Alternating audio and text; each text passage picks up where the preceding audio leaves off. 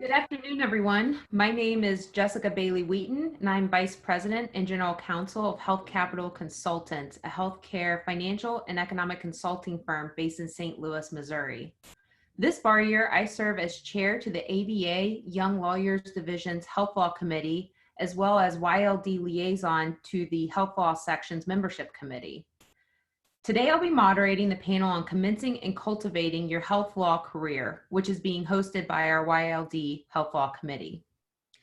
Before we begin, I just want to point out a couple things. Note that we'll have a couple of polling questions posted at the beginning of this program for you as the attendees to answer, so that we can better focus today's discussion for our audience.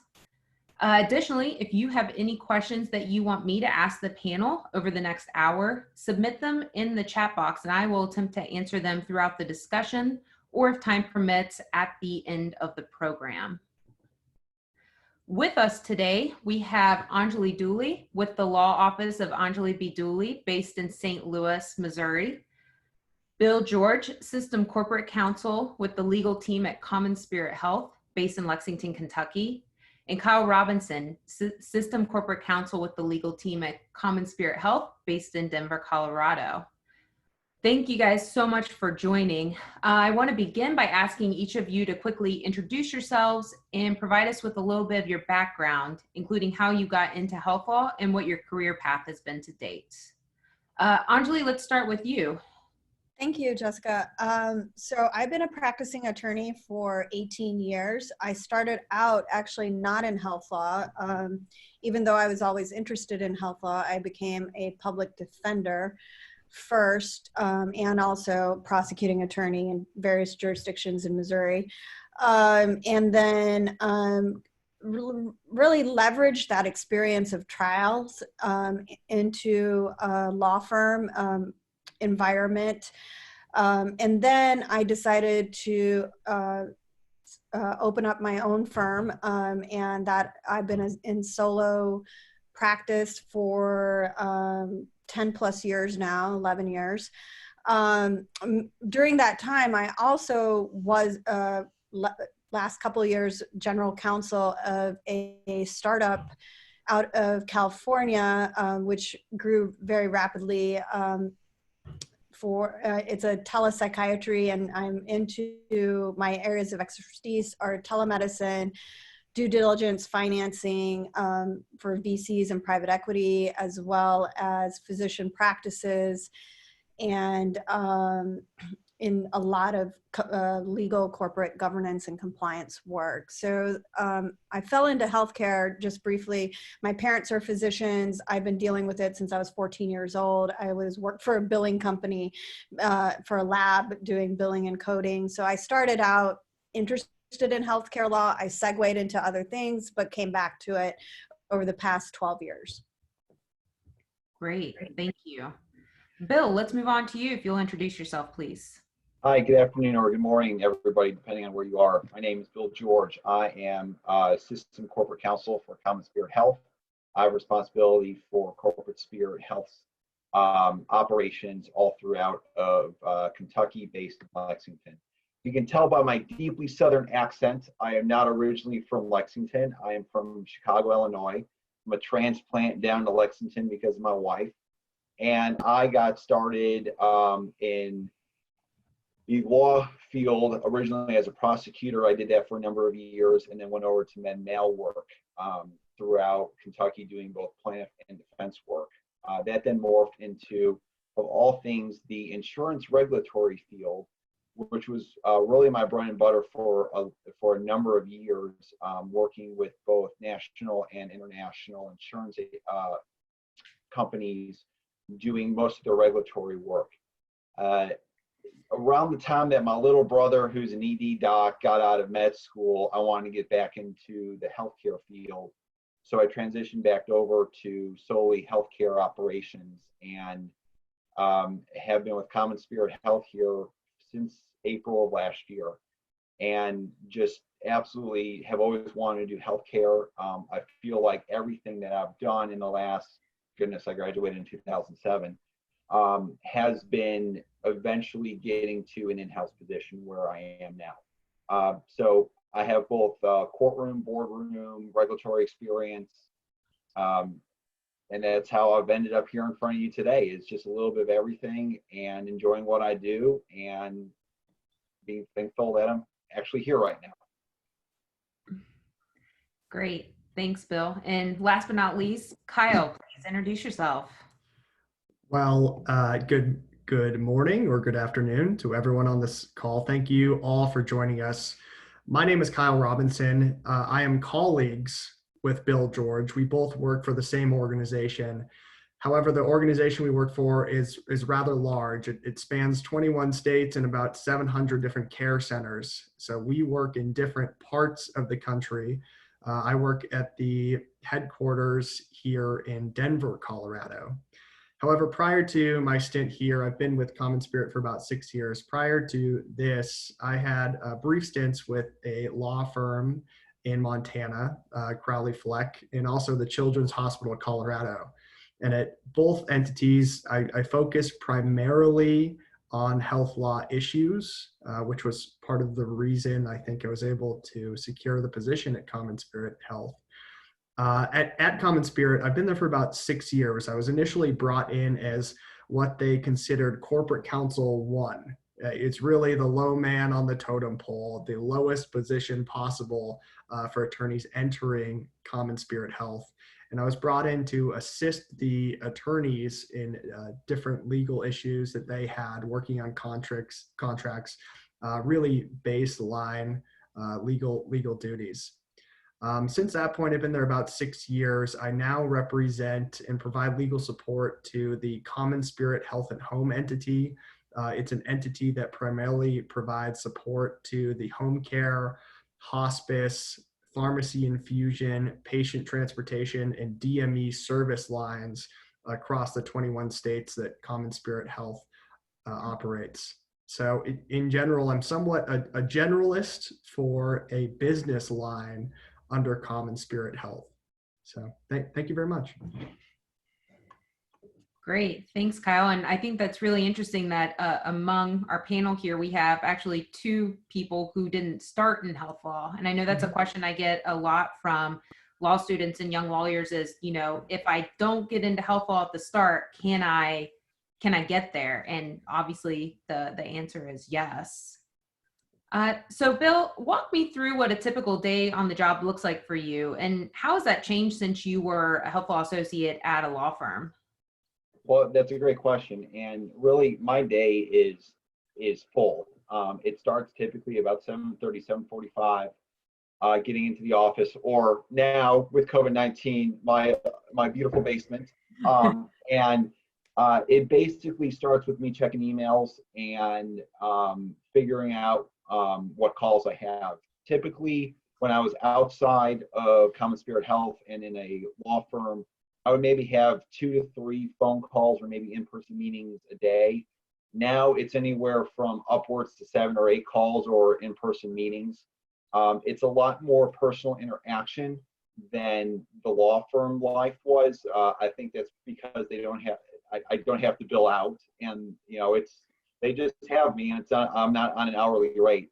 But I'll deal with anything from ethics issues to operational issues, but my bread and butter for most of the day is dealing with contracts and how the organization functions from a contractual side, specifically to the Kentucky market. I will say that when I was outside counsel, I really ended up, I would get some after 5 p.m. phone calls or emails, but I was mainly from 5 p.m. on was trying to catch up, trying to do work, trying to get my billable hours in. And now that I'm in-house, that after 5 p.m., 2 to 3 days a week, I'm dealing with after 5 p.m. issues, whether that's operational issues, it's contract issues, it's medical staff meetings. A lot of our medical staff meetings are after business hours, allowing physicians to have uninterrupted time to focus on true medical staff issues. So it's a little bit of a different shift, but it's still that the work's still there, and you still got to do your best job possible. If you have a question, I have a great support staff. I have a great boss. I have a great national legal office, which Kyle is part of, and I'm on the on Eastern time, and Kyle's you're on Mountain time, I think. So a lot of times those 5, 6, 7 p.m. phone calls are perfect times for our West Coast operation. So you have to have some flexibility back and forth. I'll tell you right now, maybe 1 or 2 days out of each week, the day is just completely shot because I walk in at 8 and by 8:10, I'm on the phone with the CEO and I've dropped everything. It's sort of similar to a law firm life, but you got one client and you're always on call. Mhm. Just out of curiosity, at CommonSpirit, I know some health systems have it so that you have almost like a phone or you're on call, 24 hours. Do you guys have a setup like that, or do the, providers just call you whenever they have a question? That's actually a great question. It's really up to the individual lawyer how they want to operate. I'm of the thought process that this is my job. I love doing my job, and like when I was at an outside firm, I was with Frost Brown Todd for a number of years. I was on call 24/7, and I've sort of taken the same approach that the leaders have my cell phone. We have 7 hospitals all throughout Kentucky, including our physician group. So we have, I think, upwards of almost 5,000 employees just here in Kentucky. That everyone can give me a call after hours. If you're calling me after hours, it's because there is an issue that cannot be dealt with. I was dealing with one last night till 9 o'clock, but that's part of the job. And if you love being a healthcare lawyer, if you love helping people out, if you love doing something that gives you fulfillment, then it really isn't that big of a deal. My wife and children may have a different thought on that, but yeah, I mean, I love doing the after hours stuff too. That's great. Talking a little bit more kind of in the same vein of the day-to-day, how a lot of questions come up, I know, around work politics and how work politics differs maybe in the firm setting versus an in-house counsel setting. Do you have any tips on how young lawyers can approach those issues? The work politics are always interesting. The thing that I would say from a young lawyer perspective is do your job. You do your job, you focus on the law, you focus on the facts, and you give the best opinion possible. As a young lawyer, I've had the fortune of having great mentors who have been able to navigate me through certain political situations. And then on the flip side, I've also helped younger lawyers navigate that same issue. The best thing I could tell you is do your job right, do it to the best of your ability. And if you don't know something, say, I need to go figure this out. Mm-hmm. From a political side, the worst thing that you can do is give an answer and not know what you're talking about or not have a definite answer. And then the politics really do start, because then there's a question about your competency. Can you still really know what he's doing? On the other side of that, there's a difference between being outside counsel and being in-house counsel. With outside counsel, you are being hired. They are electing to choose you to give an opinion, and you need to give that opinion, sort of regardless of the politics, because that's your job. In-house, you have to be very conscientious about the business aspect of what we do, along with the legal and regulatory side. And if you're able to have a good, frank conversation and relationship with your system CEO and individual hospital presidents, then you should be able to get a lay of the land. And, sometimes it's okay just to ask and say, hey, I picked up on a vibe here and there. What's going on? The worst thing that you can do is just assume that you know the politics or that you know the interactions. A good CEO, a good hospital president, a great boss will take you under their wing and will sort of help you walk through it as a young lawyer. Just don't get caught up in the drama. That's something that everyone's told me. It's a theme, I guess. Don't get caught up in the drama and do your job. Because at the end of the day, you can spend 20 years building a great reputation and you can ruin it in 5 minutes. Yeah. I would agree with that. I mean, I've been general counsel, and leadership changes have I have a great working relationship with one CEO, but the next CEO you don't have that relationship with. So you have to be prepared to either align your thoughts with that new CEO or, take a deep dive into your own self and say, like, is this what I want to be doing? And, I've had to make those difficult decisions over time. From my perspective, I don't really have firm politics to deal with because I am my firm and I treat my employees very well. They're very, open. They can speak to me openly, and I definitely really tried to. I also had mentors, but I try to mentor young attorneys and especially young female attorneys. Sorry, guys, into leadership roles within the community and or within the ABA Health Law section or whatever there is to excel in and make sure that they're getting credit where credit is due. That being said, from a perspective of being outside counsel now, there are politics when you're representing clients. And I agree with Bill, you're supposed to do your job regardless of what your opinion is and to state your opinion.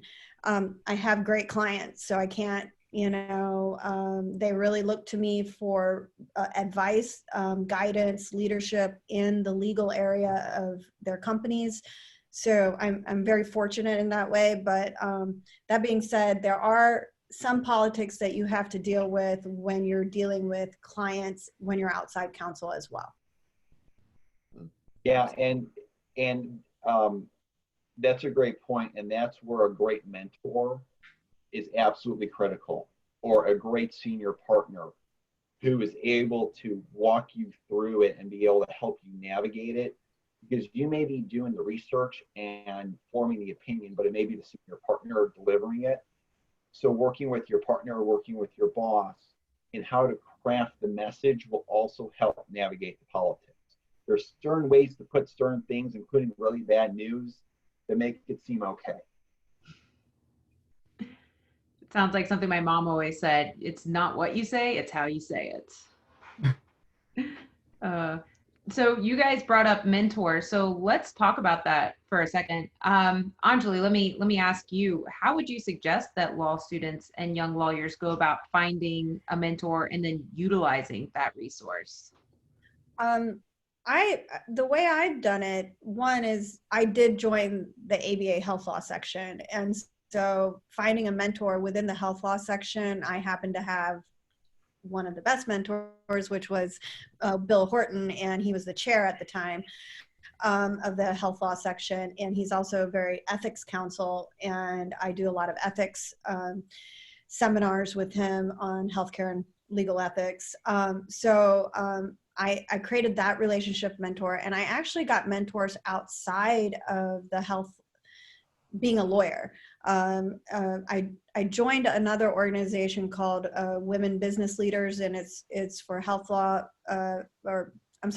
healthcare attorneys, CEOs, whatever. And I created a mentorship with one person outside of the legal profession, because it all really depends on your goals and what you want to accomplish and availability. And I think what the mentorships having a mentor taught me is how to be a mentor to young attorneys as well, and how to guide them and, help them along their career paths.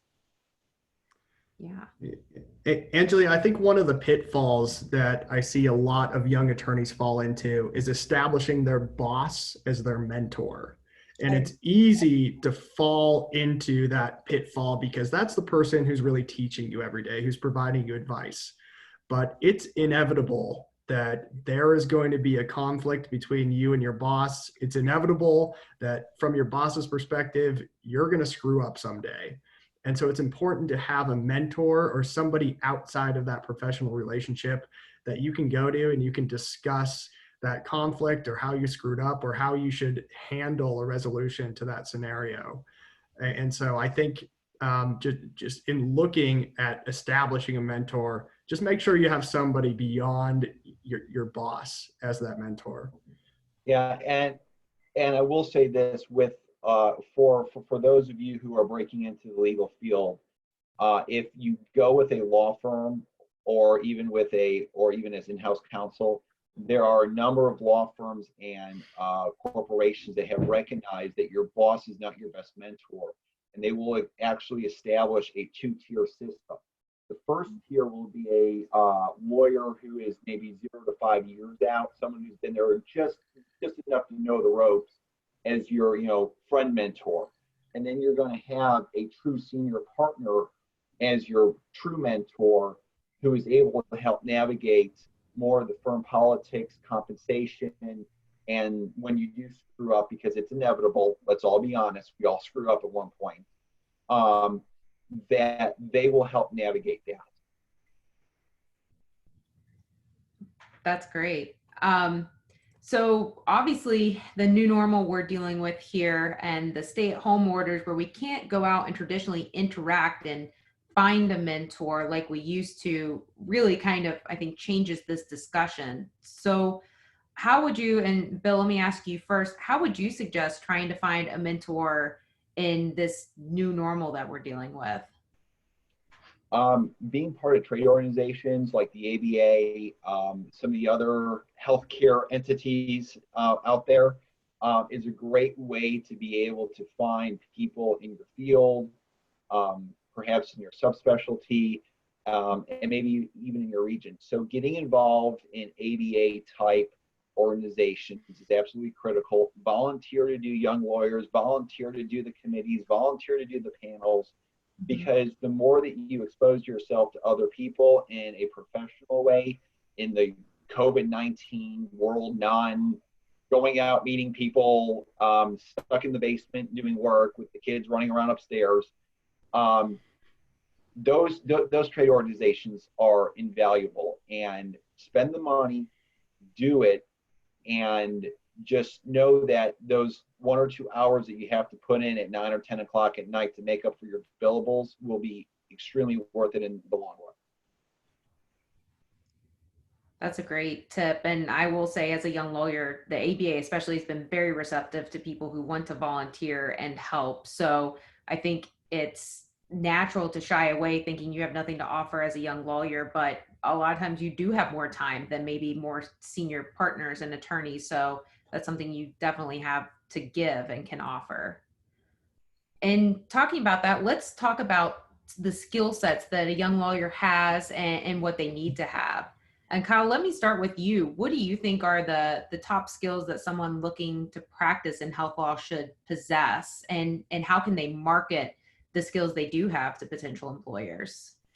Sure. Thank you, Jessica. And we did put up a poll earlier that asks, I think, the number one concern that our participants have, and 50% of those individuals indicated that breaking into the health law field was their number one concern. So it's very topical that we're talking about this in terms of what skill sets do you need and what skill sets do you have that you can market to potential employees.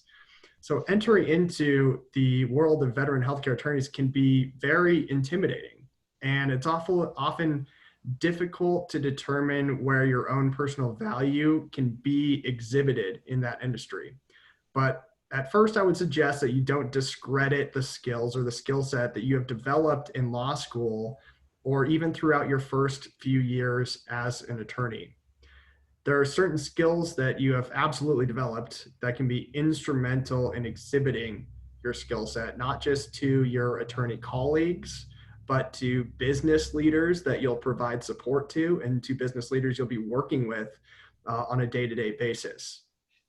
I think the first skill set is your ability in exiting law school or your first few years as an attorney to conduct efficient and effective legal research.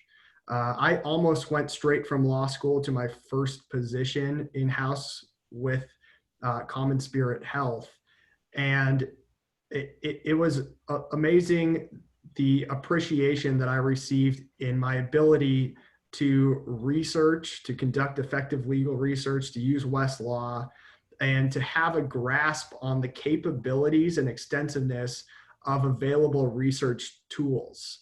And what I mean by that is your ability to use Westlaw, your ability to use Bloomberg, LexisNexis, and to use those to provide an effective work product to the employer that you're working with. Some examples in using LexisNexis or Bloomberg or Westlaw are your ability to research current and applicable case law, your ability to sift through all of the secondary sources that are available that can describe unique legal positions or provisions or how different states interpret laws, to determine any available state surveys or to identify discrepancies in state-to-state laws on a very quick basis. I think you would be surprised at how good you would be at this compared to some of these veteran or seasoned attorneys that don't utilize Bloomberg or Westlaw on a day-to-day basis. And then last, I think there are new components that Westlaw and Bloomberg have, and to the law school students that are listening to this right now, you probably know this like bread and butter, but I promise you that many seasoned healthcare attorneys don't understand this function, is your ability to do template agreement research. So your ability to search a database of Westlaw or Bloomberg and to pull up different templates that are utilized across the industry. I can't tell you how many times I get an email on a weekly basis from one of our colleagues saying, hey, my client wants us to enter into a patient transport agreement, or hey, my client wants us to enter into some sort of an agreement to obtain consent from a patient for photography purposes. And to the extent that you're able to pull up a template agreement or even a starting place that can be utilized to help with that agreement can be tremendously beneficial. And that, I think, is a component that many attorneys don't even realize exist. There are also a few skill sets that you will certainly need to develop in being a healthcare attorney. And these often come with practical experience in the industry. But to the extent you can identify these in your first few months or years as a healthcare attorney, they will be tremendously beneficial in developing and advancing your career. I think the first is having a fundamental understanding of the regulatory environment.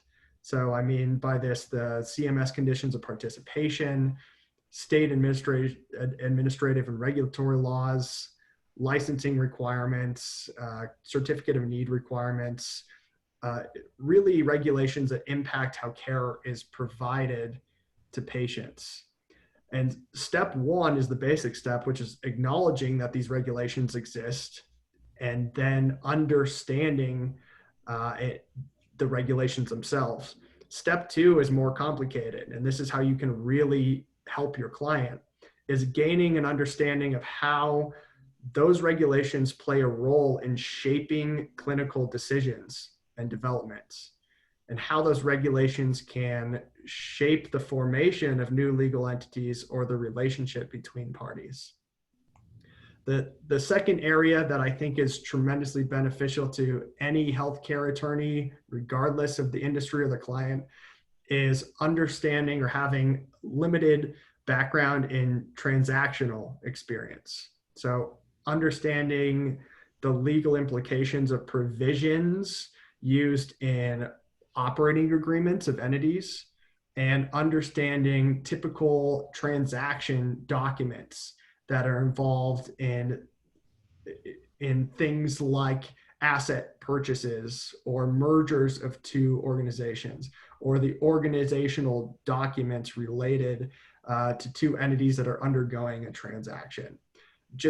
Maybe not being a transaction attorney, but having a baseline understanding of how those work are involved in so many different legal issues across the industry.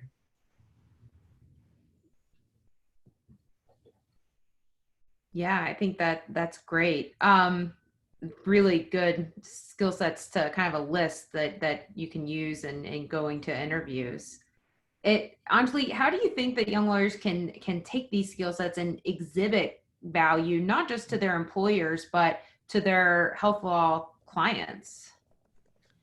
Well, one thing that Kyle brought up is efficient legal research. So from my standpoint, that is one thing that I look for in hiring, whether it's a 2L, 3L, or a first-year law student out, is the ability to do efficient legal research, not only through Westlaw and LexisNexis, but obviously all the other resources now that are available via the World Wide Web or internet.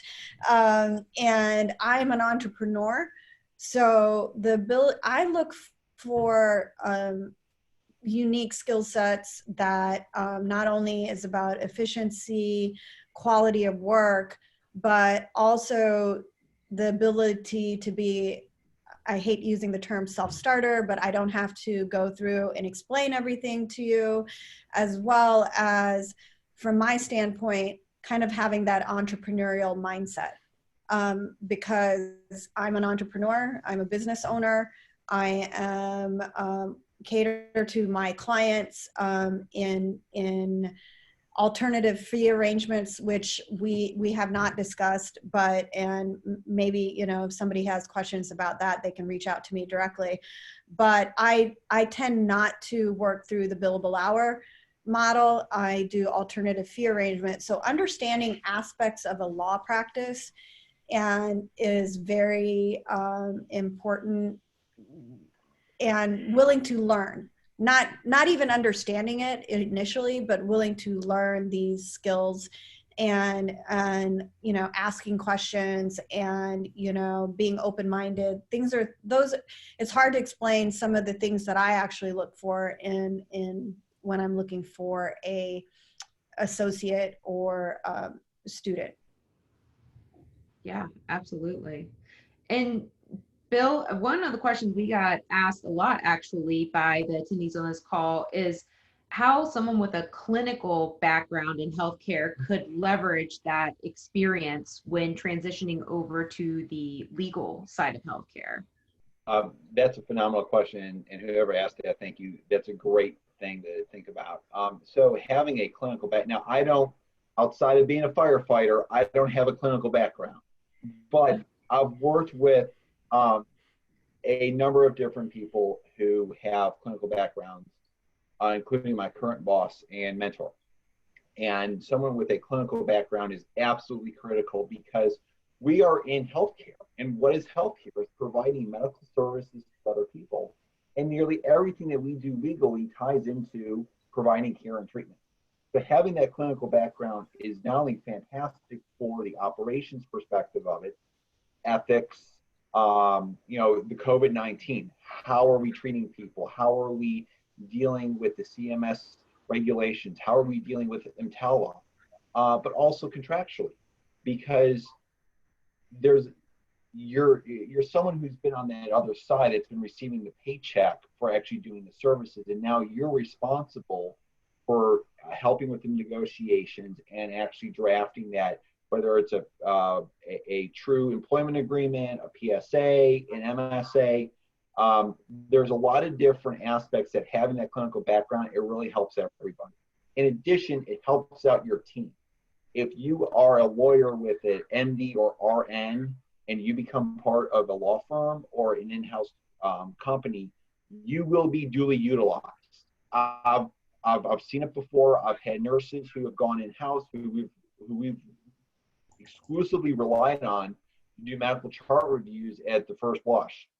So having that background, if you really don't want to be a clinician, then using your JD, you will be utilized in a non-hospital OR setting. And Bill, maybe to be a little bit more specific in terms of where I've identified those two areas to mix the best, but by that I mean legal and clinical experience, is every single hospital system has a compliance department, and there are compliance attorneys, and then there are compliance officers, and the individuals that I've interacted with that best do their job have backgrounds from both a clinical setting and a legal setting. There are so many compliance officers that have JDs and were previously nurses. There are compliance officers that were previously doctors and have some sort of experience with law. It's one setting within the hospital experience that I think those two specialties mix perfectly. Yeah. And sure. That's No, I was going to agree with you completely, because and legal and compliance are two separate entities, and sometimes they get mixed together. Sometimes people think because you're a lawyer, you do compliance work. No. Don't say that to our local compliance guy, because what legal does is very specific. What compliance does is very specific, and there are certifications to be a certified compliance officer, and there are a lot of lawyers out there who go and study and take the test, and then they market themselves. I think it's the HCCA. I think, is that right? Mm-hmm. Where having that certification, I know a friend who I used to work with who went from a third-year associate to assistant privacy officer for a major university healthcare system just because she had the certification. So when you fully appreciate the difference between legal and compliance, and you let your local compliance people know that you love them, that team works together very, very well. But you also have to remember that there are two distinct and separate tracks. Now, Kyle and I, we do dive into compliance, but we dive into compliance with our compliance officer, because not everything in compliance is a legal issue. Right. From my perspective, I wanted to add on to that.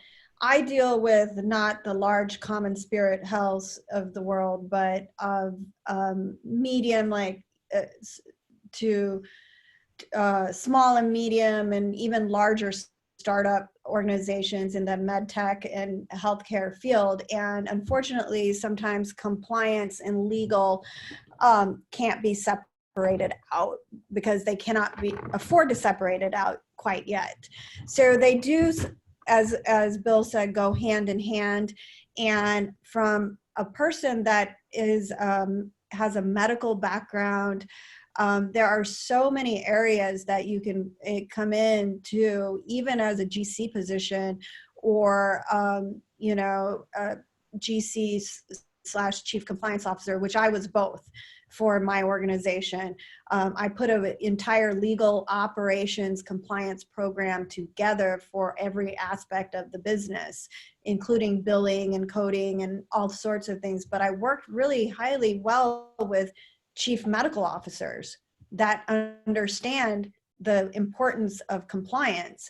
So if you have that background, and it depends on the size and complexity of the organization, I think there are paths that you can take that are outside of the typical law path.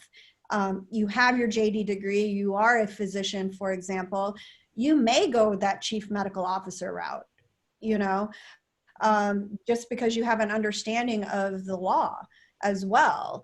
And what I've seen also in private practice is a lot of healthcare lawyers who are in litigation, and have been past physicians or nurses.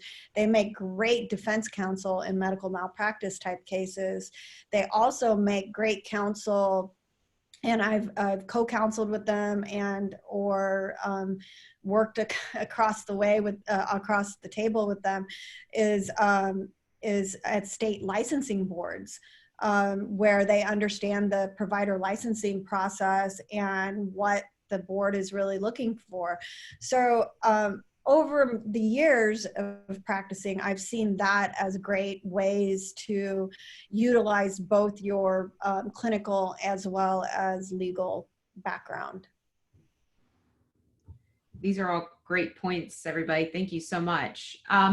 In the same kind of topic, we actually just got a question in for the audience that I want to insert here. What is your advice for current law school students in terms of internships and first jobs that may give an entree into the field of health law?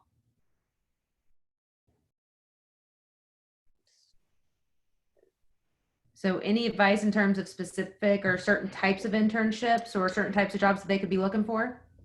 Sure. Well, I'm looking for an yeah. intern.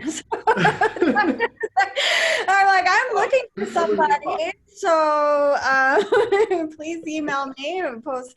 But I am looking for someone that has the skills that I need. But I'm going to let Kyle go, and I think I've reiterated some of the skill sets that I look for. But I want Kyle to speak and Sure. And I wouldn't even suggest that getting an internship in-house at a hospital system is the best possible area. I personally think that if you can get an internship with a firm that does health law work, that is going to give you the best baseline understanding. It's very difficult to jump into an attorney role at an in-house position without having the fundamental understanding of what a firm traditionally does. Also, a firm can give you the expertise, the mentorship that you might not receive otherwise at an in-house facility. I think in my experience working with a variety of different hospital systems is they would often hand me a project and say, hey, we either want a memo or we want this contract revised within the next few days, and I would be on an island in terms of completing that legal work.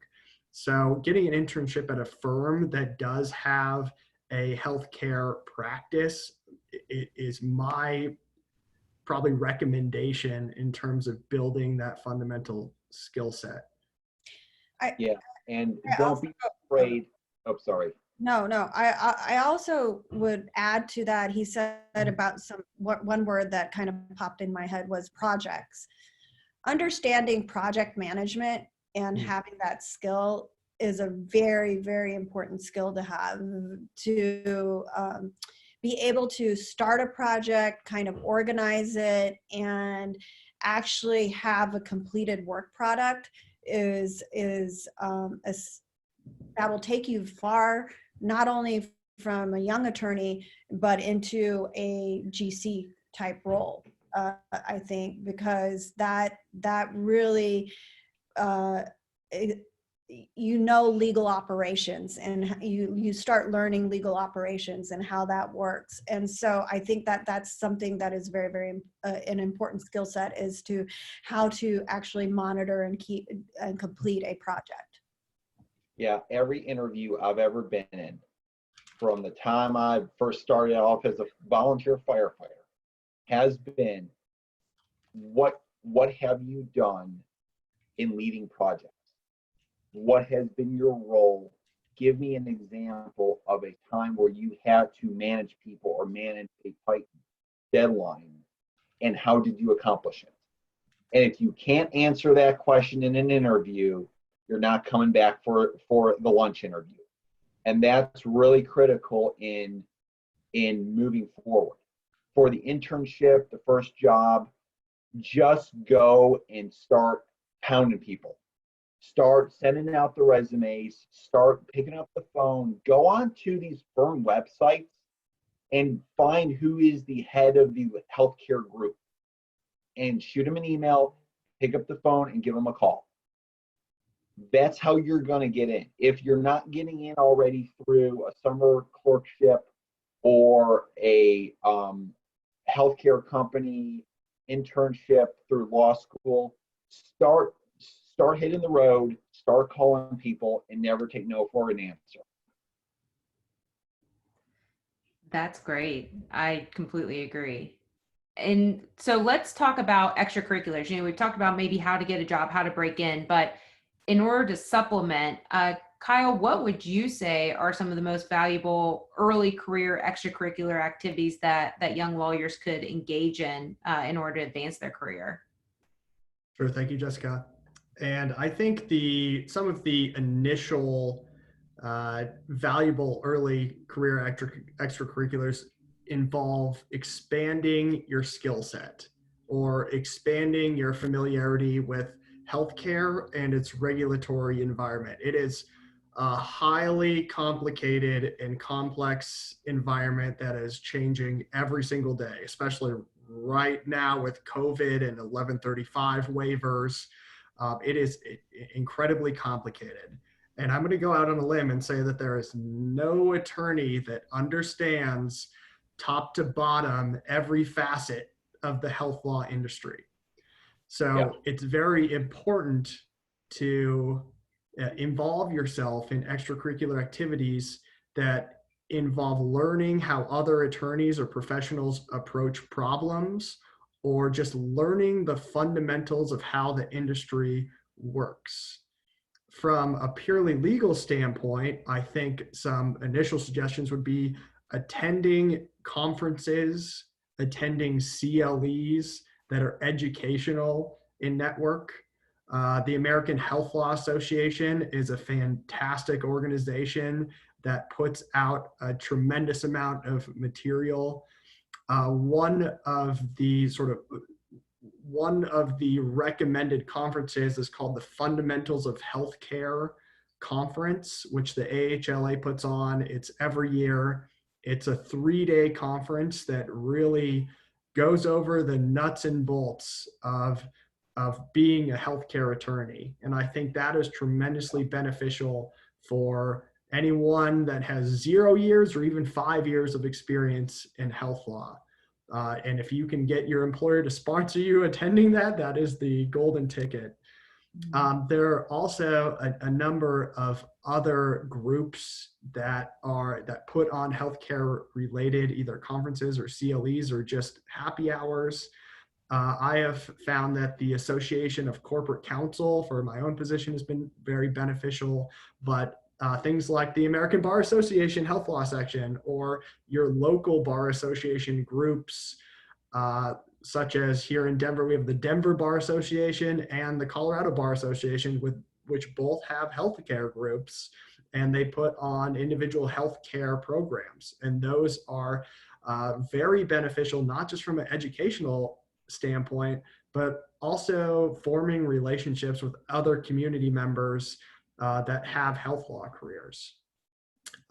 Maybe a second suggestion is to involve yourself in non-legal related educational purposes. So being able to understand how your business leaders view problems from a financial standpoint, from a communication standpoint, any sort of committees that you can put yourself on, or even attend different webinars or educational programs that they put on are hugely beneficial.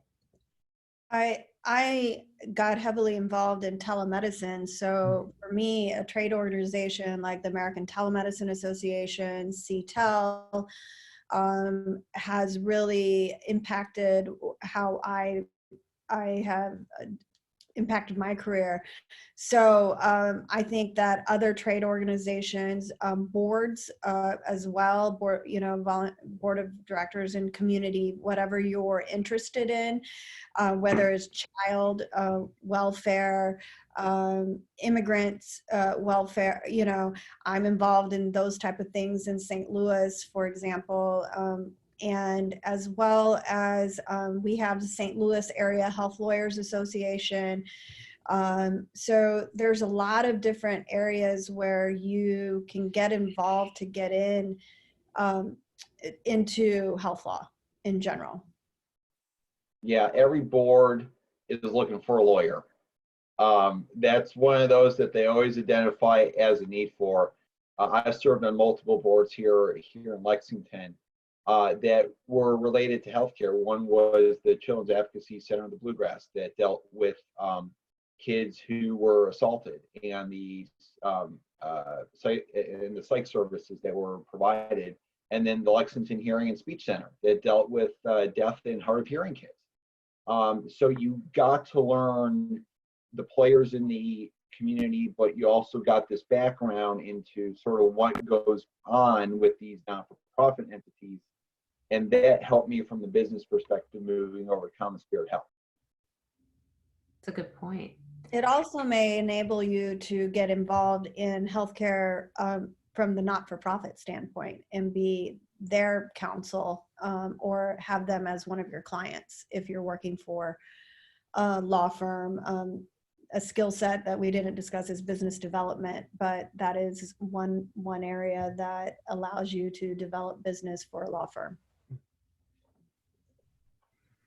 So guys, while you were talking, we had a couple of questions come in that I want to shoot at you all. May do a couple rapid fire Q&A here in our last 10 minutes. So Kyle, I'll put the first one to you. Someone asked, do you recommend getting an LLM in health law to get a leg up as a young attorney? What are your thoughts on that? Sure. And my response might be somewhat controversial, but I don't think it's necessary, honestly. I think that it might be helpful to establish that fundamental baseline knowledge, especially if you can get a certificate in health law. But I don't think that it is absolutely necessary to have that to get your foot in the door. I think that maybe some attorneys that are interviewing might give you an extra check mark, next to your name in terms of being compared to other individuals. But really, it's going to go back to kind of what Bill was saying earlier, which is what is your experience? What is your real world experience in managing projects and helping clients? That I think is going to be so much more beneficial than having an LLM on your resume. That being said, I have seen the LLM utilized as a tool for many attorneys getting a leg up once they're already into their career. So whether they utilize that LLM to negotiate a higher position or a raise, or whether they go and they seek an LLM while they're already in their career, I have seen that as a very successful tool in advancing somebody's career. And feel free, group, to disagree with me. All right, I'm going to pop over the next one. I'll put this one to you, Bill. Someone asked, how specialized or focused should new attorneys be in a specific area of health law? Know health law. Just know it generally. Know what CMS is, know what Medicare, Medicaid, know the payment structure, understand to a certain degree the med-mal side of it. Once you get into your job, you will have more than enough opportunity to learn. You will need to learn, sometimes on the fly, that same day. So just a good base understanding of healthcare law. There's a lot of great secondary sources out there that you can go off of Amazon or go to your local law school bookstore if they're still open and find general healthcare. I don't think I ever purchased the Healthcare Law for Dummies book, so I won't know how good that one is. But just get a good base. Do secondary articles, secondary sources. I use my iPad at night just reading articles on healthcare law, billing and coding. Like Kyle alluded to with COVID-19. I mean, the world was changing from a healthcare perspective on the hour. And we would send out an email and literally 60 minutes later, it'd be like, oh, we're going from this direction all the way over here, and I need to reshoot a new email out. So if, I guess what I'm getting at is that if you have a basic understanding, you can build on it. Use the time now while you're not trying to get new clients, bill out 2,300 hours, and get a good understanding, get a good base, and then allow yourself to expand on that as you get new projects and you increase your client load. Great. And then the third question we got, Anjali, I'm going to shoot to you.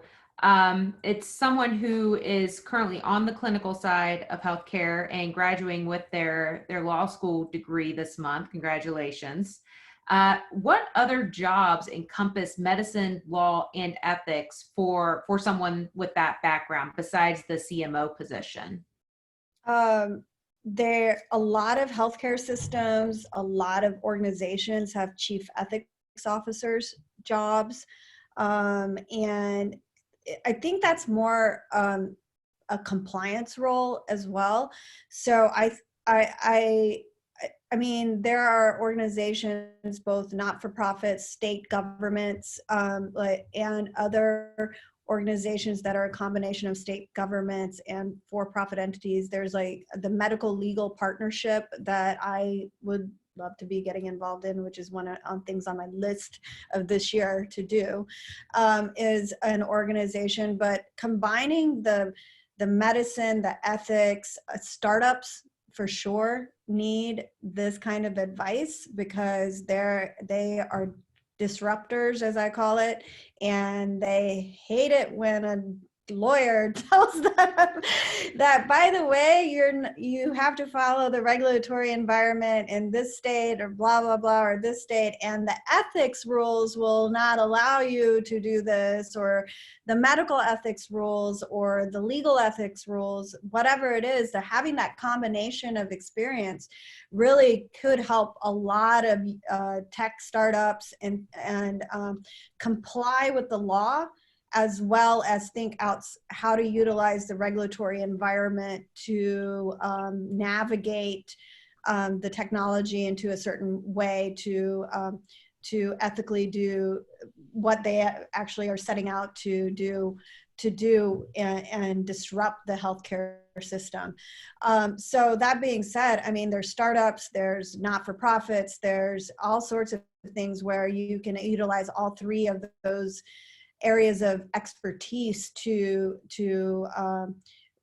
maybe eventually get into the role of chief ethics officer for a system or a company. Thank you so much. So our last couple minutes here, I kind of wanted to address the elephant in the room, COVID-19. I know that this changes everything, especially for the law students who are graduating this month. It's certainly a tough time, but in fact, it's not a unique time. And Bill, as we've discussed offline, you started your practice back in 2008 during the Great Recession. Can you just in a couple quick minutes talk about your experience in navigating your career during a time when job prospects were just so dismal? Well, Yeah. what can you offer? That's actually a great question, and thanks so much, Jessica. It goes back to what I harped on earlier. Never take no for an answer. Always go, if you want to do something, go out there and find the job. And whether that means that you need to use your current connections to try and get your foot in the door, or do what I was suggesting and looking up law firm healthcare group leaders and sending emails, calling them, trying to arrange a meeting. Never stop in giving up. Never stop trying to find the job that you want. And in 2008, in the 07, 08, I had the unique opportunity to become a prosecutor in Lexington. And it was a very scary time, because I was just out of law school, just married, just moved to Lexington. And it's like, well, if this doesn't work out, I'll go be a full-time fireman somewhere. No, but but at the end of the day, I had a boss who wanted me and wanted the two other guys who started with me to have a law career. And so he made it work. And that's partially because I believed in him and he believed in all of us. So the impossible is not impossible right now. The job market, it's scary. I mean, this is truly a unique time in all of our lives. People need healthcare lawyers, and they need them bad. The healthcare field is, in my opinion, next to the insurance field, one of the only two fields that I think will continue to grow exponentially regardless of recessions or the great boom, the bull era. So yeah, it's okay to be afraid, but at the end of the day, people need lawyers, and people need new lawyers, because you're able to come in at a specific price point with a lot of with a lot of guts and love for the law, and that you want to go out there and that you want to go and work and be able to make a name for yourself. This is a unique time to be an entrepreneur in the legal world.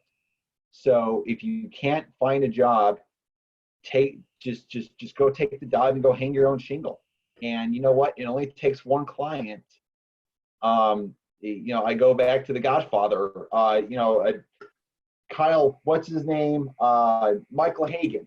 He had one client, and and that was his only client ever. But that's the opportunity that you may have if you get that one client.